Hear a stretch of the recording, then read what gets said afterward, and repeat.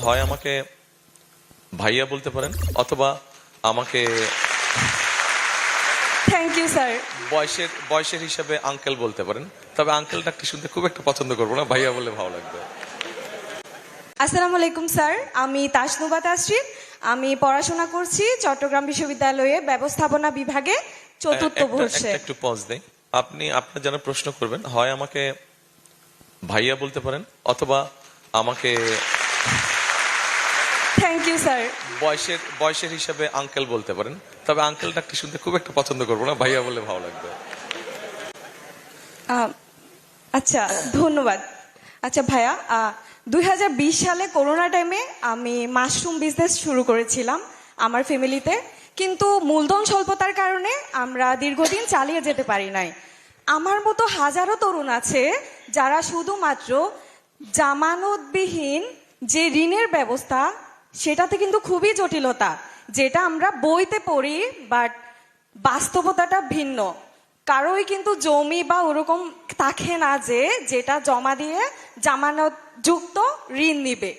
So এই ক্ষেত্রে ভবিষ্যতে উদ্যোক্তাদের সহায়তায় আপনারা যদি নির্বাচিত হন তাহলে কি পদক্ষেপ গ্রহণ করবেন, এবং ফাইন্যান্সিং এর অল্টারনেটিভ কোনো ওয়ে আছে কিনা, এবং এটা জটিল মুক্ত কিভাবে করা যায়, এবং পাশাপাশি আর অন্য কোনো সহায়তা আছে কিনা, বা এই ধরনের কোনো পরিকল্পনা আছে কিনা, যেখানে বিজনেসই হচ্ছে ব্লাড অফ দ্য ইকোনমি।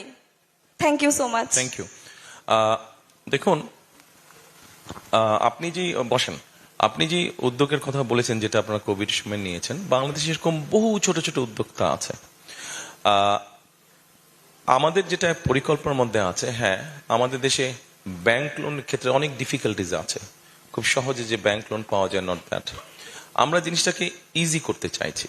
আপনার মতো এরকম ছোট ছোট যেই উদ্যোক্তা আছে, তারা যাতে কোলাটেরাল যদি দ্বিতীয় হয়, সব আইন তো পাল্টানো যাবে না, বাট আইনটাকে যতটুকু কারেকশন করা সম্ভব হয়, আইনটাকে কারেকশন করে আমরা আপনার মতো এরকম ছোট ছোট যারা উদ্যোক্তা আছে তাদেরকে আমরা কিভাবে হেল্প করা যায় সেটা আমাদের পরিকল্পনার মধ্যে আছে।